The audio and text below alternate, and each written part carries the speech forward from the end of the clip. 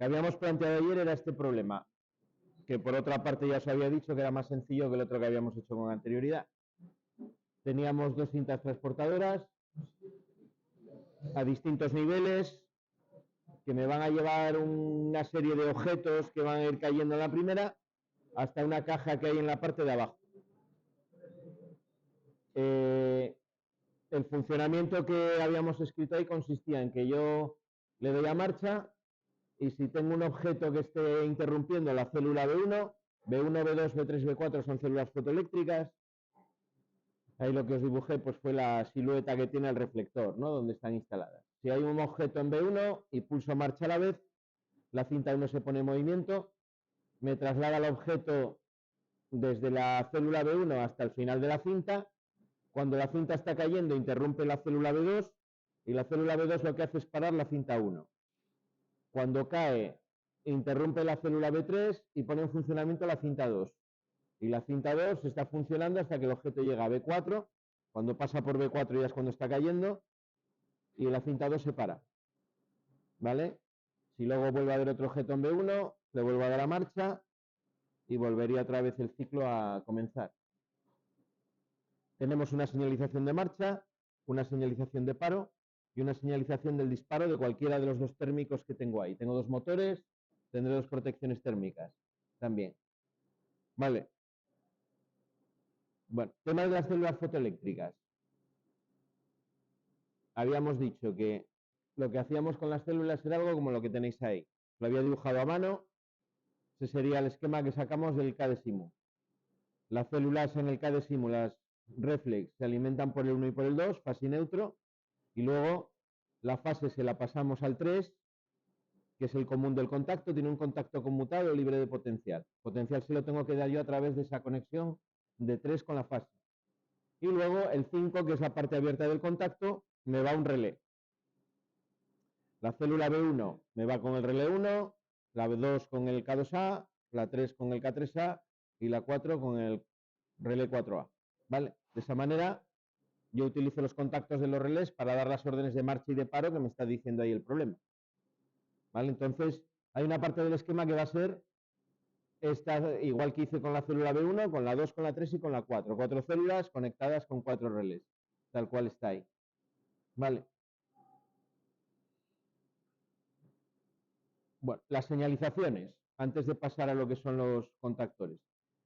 Si tengo que señalizar la marcha del automatismo está cuando está funcionando cualquiera de las dos cintas.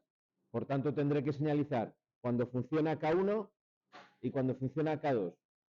¿Vale? ¿Cómo lo hago? Bueno, cuando tenía una sola señalizar un único contactor, ponía un contacto abierto del contactor con la lámpara. Como son dos y tanto me va a señalizar cuando funciona uno como cuando funciona el otro, lo que tengo que hacer es poner los dos contactos en paralelo, ¿vale? Y alimentar con ellos la lámpara. Un contacto de K1M y otro contacto de K2M, sin más, ¿vale? Para la señalización de paro, me basta con no, porque me estoy dando cuenta ahora que la solución que hice le falta un contacto. Tengo que poner en serie el contacto cerrado de K1M con el contacto cerrado de K2M y de ahí alimentar la lámpara, ¿vale? Va a estar en paro cuando no esté funcionando ninguna de las dos cintas, es cuando estarán paradas.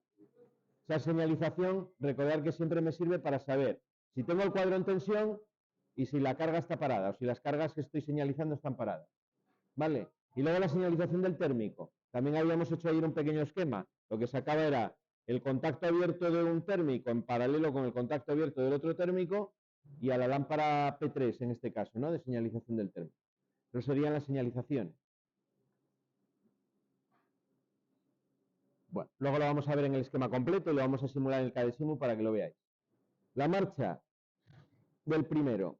Lo que vamos a hacer va a ser dividir el problema en condiciones de marcha, condiciones de paro, realimentaciones, incompatibilidad y dependencia, ¿no? Que son las 5 funciones que tienen los contactos en este tipo de circuitos de mando donde tengo mando por pulsos. Yo ya he puesto ahí, ya he completado parte de ese esquema que siempre hacemos. La realimentación he puesto en la misma marca de la carga. La realimentación es un contacto abierto de la misma bobina. He puesto que incompatibilidad y dependencia no tengo ninguno de los dos, en este problema no hay. Si tuviera, por ejemplo, un doble sentido de giro, pues yo sé que tengo que hacer los dos contactores incompatibles. Pero aquí no hay incompatibilidad, son dos motores que funcionan de manera independiente y no tienen relación ni de dependencia ni de incompatibilidad entre ellos. Me quedaría simplemente pensar en qué condiciones tengo de marcha y qué condiciones tengo de paro.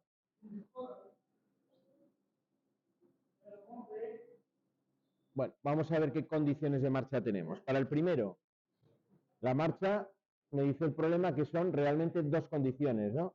Tengo que estar pulsando el pulsador de marcha, S1, pero además tiene que estar la célula B1 interrumpida, tiene que haber un objeto para que pueda arrancar. Entonces aquí pondríamos en el esquema S1 y pondríamos I, en el sentido de la AND, ¿no? De la ilógica, van a ser dos contactos en serie, el B1. Vale, eso serían las condiciones de marcha que vamos a tener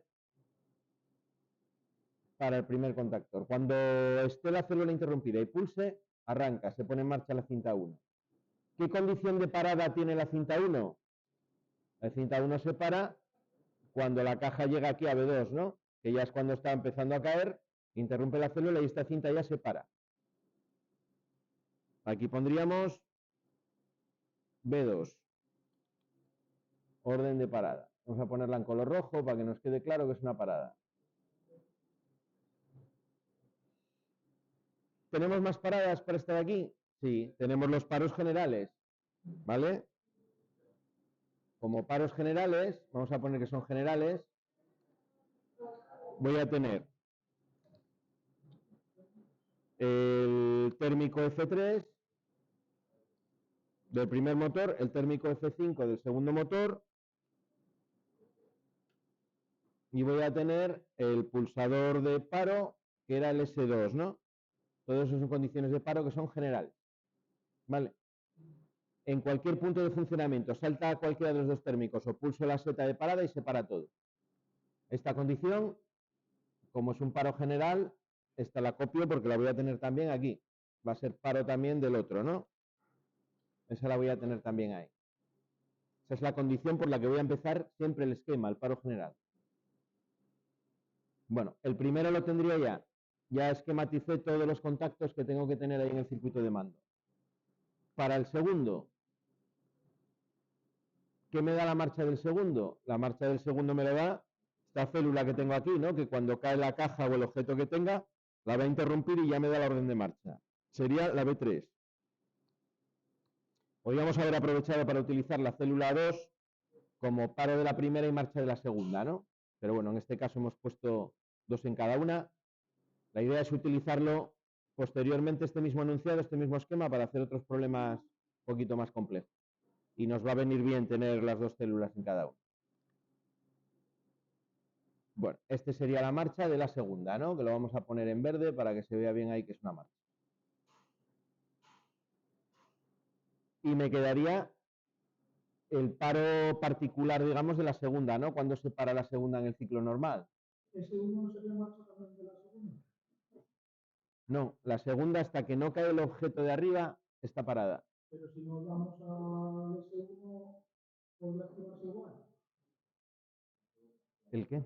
Si no activamos la marcha de la motorera, ¿tendría igual? No va a haber ningún objeto que lo active, con lo cual no debería de activarse. Aquí hay que suponer que estamos en un sistema cerrado, que en las cintas no podemos acceder.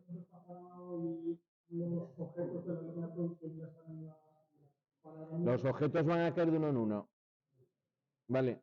Cuando veamos la parte de autómata, vamos a utilizar el problema ya para tirar un montón de objetos seguidos, entonces vamos a ir contándolos y lo que vamos a hacer va a ser que todos los que entran no se paran las cintas hasta que no hayan salido todos a la caja. Vamos a utilizar contadores para jugar ahí con la automatización ya un poco más sofisticada. Aquí van de uno en uno porque, bueno, con lo que sabemos hasta ahora y con la lógica cableada tampoco se pueden hacer maravillas. ¿Vale? Entonces, cae un objeto, vamos a esperar antes de darle la marcha, antes de que caiga otro, vamos a suponer que ha tenido que llegar a la caja. Y entonces ya, cuando caiga el objeto y el operario lo vuelva a dar, se vuelve a iniciar. Suponemos también que no se pueden interrumpir las células manualmente, que el sistema está cerrado, que... Entonces, en esas condiciones, la cinta 2 solamente cuando caiga el paquete que viene de arriba es la única condición que va a haber para que se ponga en funcionamiento. De la misma manera, la que nos queda poner aquí el paro, ¿no? El paro de la cinta 2, el paro particular será cuando el objeto que ya cayó en B3, la cinta empieza a moverse y acabe interrumpiendo el B4, ¿no? Que es cuando está cayendo ya el contenedor ese que hay abajo, la caja, lo que sea. Vale, entonces el paro aquí pondríamos el B4, sería el paro que tenemos que añadir ahí. Esas son todas las condiciones ya que tenemos en el problema. Vale. Os recomiendo que si no lo tenéis claro, si os tenéis dificultad en sacar las condiciones, las vayáis escribiendo en un papel, según leéis el enunciado, las vais sacando. ¿Vale? De esa manera, a la hora de trasladar la solución al esquema es mucho más fácil. Tener en cuenta que el esquema que me sé de memoria siempre, paros, contactos cerrados en serie con la bobina que yo quiero parar, marchas, contactos abiertos que cuando cierro me dan paso de corriente, realimentaciones en paralelo con las marchas. ¿Vale? Y luego, incompatibilidad, contactos cerrados en serie, similar a lo que son los paros, dependencia, contactos abiertos en serie con la bobina que quiero hacer dependiente. Será la idea general de las 5 funciones. Ese esquema lo tengo en la cabeza y ahora simplemente es, bueno, las marchas. Si tengo una condición ANCE, en este caso, una condición de 2 contactos en serie para la marcha, pues tengo que poner esos 2 contactos en serie en paralelo con la realimentación. Los paros generales, contactos cerrados arriba del todo, por los que voy a empezar el esquema. Siempre empiezo por los 2 térmicos, o por el térmico si solo tengo uno.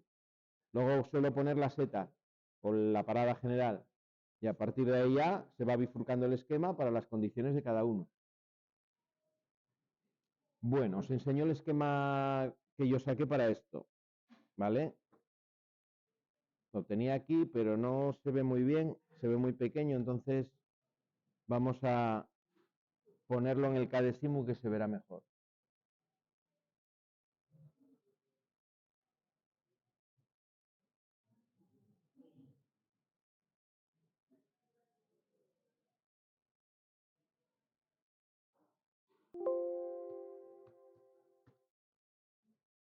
Bueno, lo abrimos desde aquí porque directamente no abre.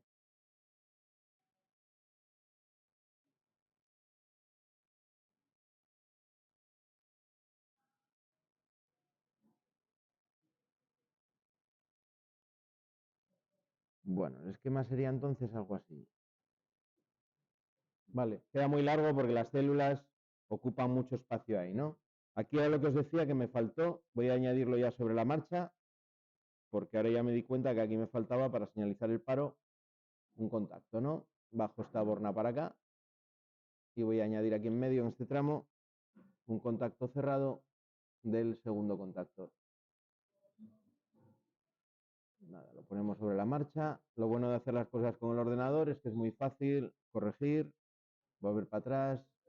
Este contacto sería, por ejemplo, el 6162. Ponemos la línea.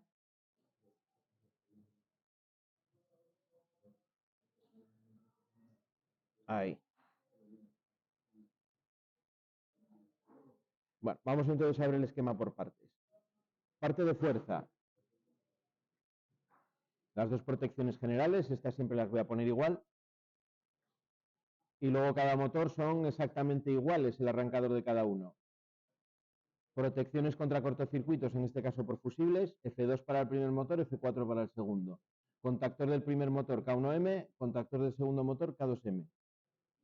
Protecciones térmicas de cada motor F3 y F5. Fijaros que cada uno, como manda el reglamento, está protegido contra sobrecargas y cortocircuitos. Alguien me decía antes por aquí, ¿y hay reglamento de automatismos? Tenemos el reglamento de baja tensión que es aplicable, más luego el reglamento de seguridad de máquinas. Ya el reglamento de baja tensión, el reglamento de seguridad de máquinas lo dice también, pero el reglamento de baja tensión me dice que tengo que proteger cualquier receptor contra sobrecargas y cortocircuitos. Ahí lo tenemos, fusibles para el cortocircuito, relé térmico para la sobrecarga. Las bornas de salida, que en este caso, aquí que he puesto X2, este sería el bornero X1, vamos a corregirlo.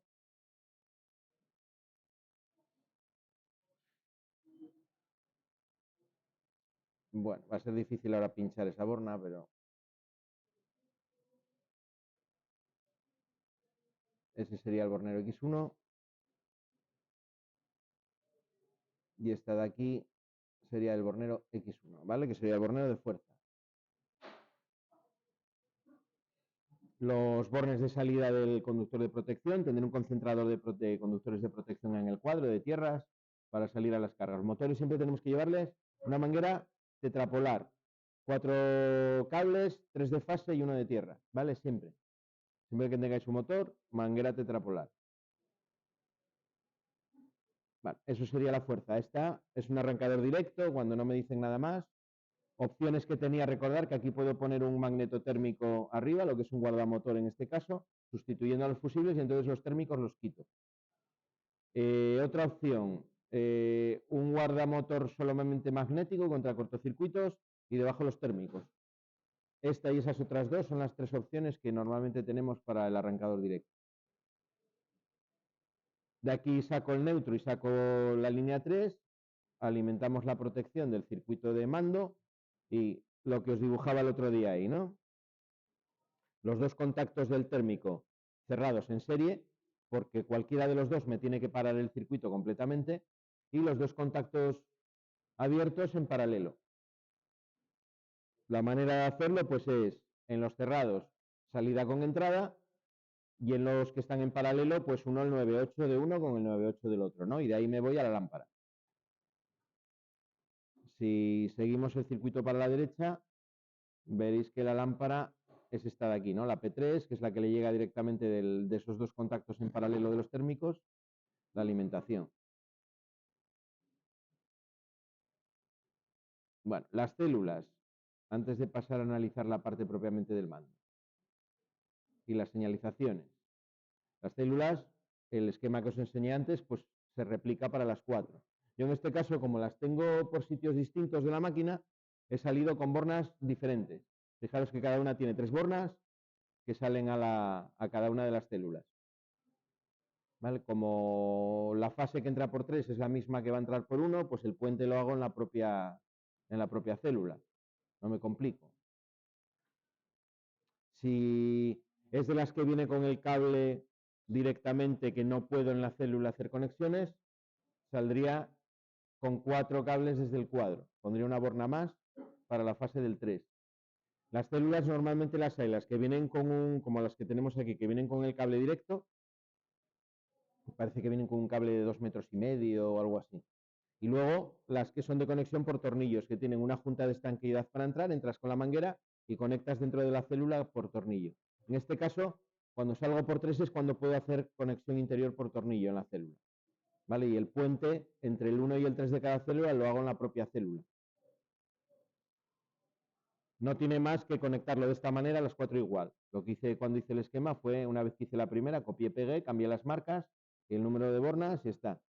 ¿Vale? Bien sencillo. La señalización, lo que os decía antes, para la marcha, los 2 contactos en paralelo y las 2 cintas. Para el paro, los 2 contactos cerrados de las 2 cintas en serie. Y bueno, la de el térmico al paralelo de los 2 contactos abiertos del térmico. Y luego fijaros que es sencilla la parte que es propiamente del mando. Paro general, S2 junto con los 2 que tengo arriba. Estas son las 3 condiciones de paro general que habíamos puesto aquí en el problema.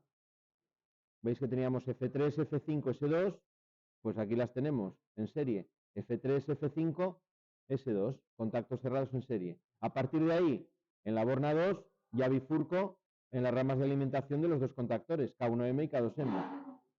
La marcha del primero, teníamos una condición que decíamos AND, contactos en serie, traducido a contactos. Es decir, tienen que estar a la vez el pulsador S1 y el contacto abierto de K1A. ¿Recordáis la práctica 0 que hicimos donde poníamos los 2 pulsadores en serie? O sea, tenía un poco el objetivo de empezar a quedarse con la idea de que cuando pongo 2 contactos en serie, los 2 tienen que estar a la vez cerrados para poder dar paso de corriente. Es lo que sucede aquí en esta marcha. K1A, que es la célula 1, tiene que estar detectando y a la vez tengo que pulsar marcha para que arranque la primera cinta. Es decir, si no hay paquete o no hay objeto, yo no puedo arrancarla. Si está el objeto pero no pulso la marcha, tampoco arranca. Tienen que darse las 2 condiciones a la vez. Y luego el paro particular, que lo pongo aguas abajo, ya por comodidad, que sería la célula 2, ¿no? El K2A es el B2. Cuando llega al final de la primera cinta, este le hace una orden de parada a la primera, al contactor K1M. La segunda, mucho más fácil, tengo una única orden de marcha con un único contacto que es K3A, que es B3, y la orden de parada se la da el relé 4, que es el que va con la célula 4. Ya está, realimentaciones, abarcando lo que es la condición de marcha de cada una, y ya tendría el problema completamente resuelto. Vale. Bueno, vamos a verlo aquí, luego vendría la parte de simular. No vais a ver las marcas porque está muy pequeño, pero bueno, se ve cómo se va accionando. Armo las 3 protecciones para que pueda funcionar y ya se me enciende, como estoy en tensión, la señalización de paro, ¿no? Se me encendió el piloto luminoso. Vamos a poner un objeto en la cinta, cae un objeto y se queda interrumpiendo la célula. Y ahora en cuanto pulse marcha aquí, ya voy a dar paso de corriente al primer contactor. Empieza a funcionar. Automáticamente se suelta, ¿no? Una vez que empieza a avanzar, la célula deja de detectar. Está la cinta 1 funcionando, avanzando. Llega al 2, detecta y luego enseguida por el 3, ¿no? Cuando cae y me activa la segunda. Ya está la segunda funcionando. Cuando llega la cuarta, me va a abrir aquí este relé este contacto del relé 4 y se parará. Y ahí se paró. Vale. Ya cayó el objeto a la caja y hemos hecho una secuencia. Vamos a hacer otra. Vuelvo a poner un objeto en la cinta y le doy marcha. Vamos a suponer que salta el térmico del primer motor. Pues porque se trabó la cinta, por lo que sea.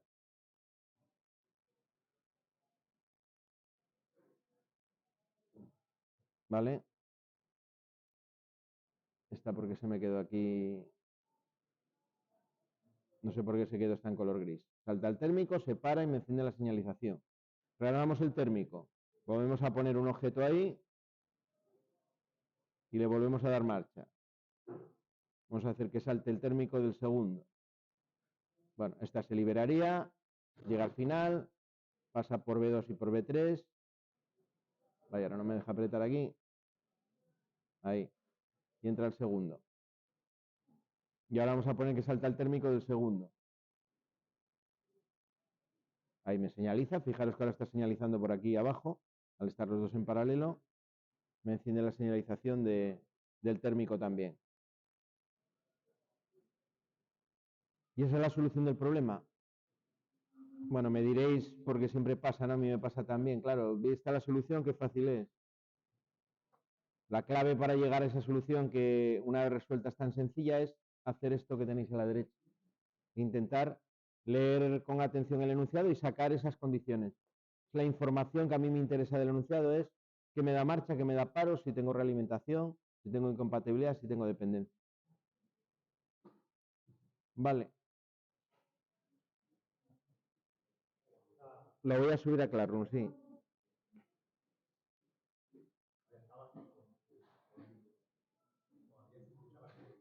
Sí, intenté arreglarlo, pues lo que estoy grabando ahora también se escuchará abajo.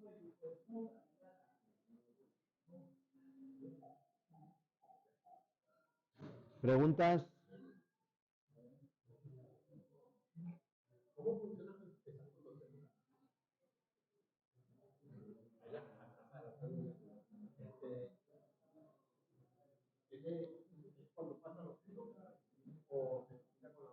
Es cuando pasa el objeto, cuando el objeto interrumpe el haz. Lo que tengo es, en la reflex tengo en un mismo dispositivo el emisor y el receptor. El emisor es un diodo de infrarrojos como el que tenéis en el mando de la tele, más o menos. Y el receptor es un fototransistor que cuando le llega esa luz infrarroja conduce la corriente, como un contacto. Entonces, en el momento en el que yo pongo algo en medio, el reflejo que le llega del reflector no da en el receptor, y en ese momento es cuando detecta. Cuando interrumpo ese haz de luz que va entre el emisor y el receptor a través del reflector.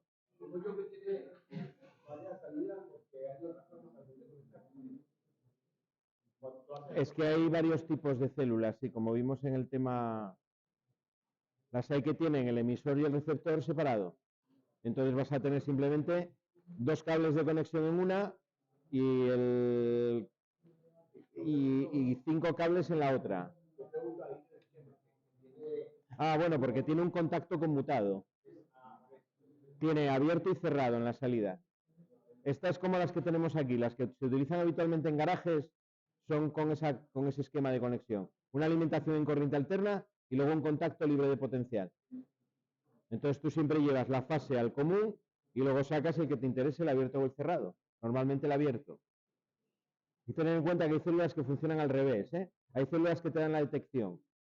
Cuando estás sin interrumpir el haz, te dan continuamente detección y cuando metes algo en medio del haz, se ponen en reposo, y hay otras que las activas cuando metes algo en medio. Si son PNP o NPN, cambia el funcionamiento. Entonces, por eso, hay veces que vas a coger el abierto y otras veces el cerrado.